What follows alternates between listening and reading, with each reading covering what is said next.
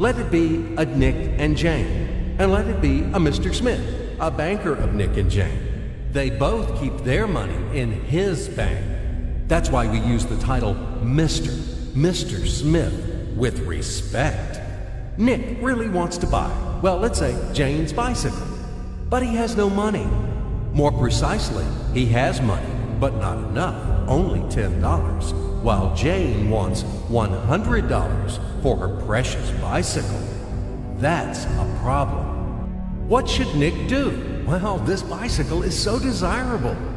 He gives Jane his $10 as a deposit and asks plaintively not to sell the bike to anyone. He says that he will bring the rest of the money soon. At the same time, he runs to his bank, to the respected Mr. Smith, to get a loan for the missing $90. As ill luck, Mr. Smith has no money at this moment, but he knows perfectly about $10, which Nick gave to Jane. And where will Jane bring his money to? That's right. She will put these $10 in her lovely bank to the same Mr. Smith. Therefore, Mr. Smith asks Nick to come back tomorrow in the hope that tomorrow he will get these $10. And everything happens this way. The next day, Jane brings $10 to the bank. The bank provides Nick these $10 on credit. Nick immediately gives them to Jane. She again puts them in a bank. The bank again provides Nick these $10 on credit, etc. As long as Nick the fool will gather enough money for the bicycle. Don't you get confused yet? Be patient, I told you. These demons have been trying to confuse you during 1,000 years. These damn economists and financiers. But anyway, we will figure everything out.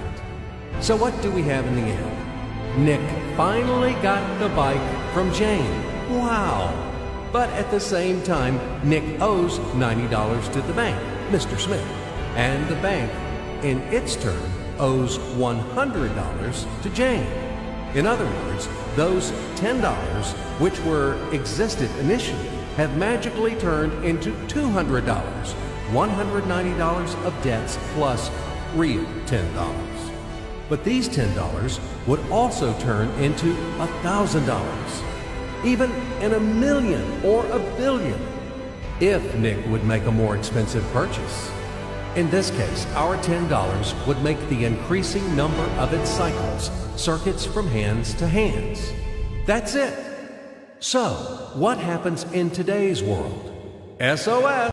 It appears that banks also make money out of thin air and multiply them.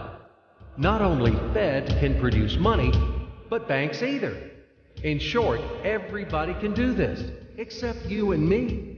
We are not in the business at this celebration of life. I would like to print or draw some money as well. In fact, these banks multiply money without any control.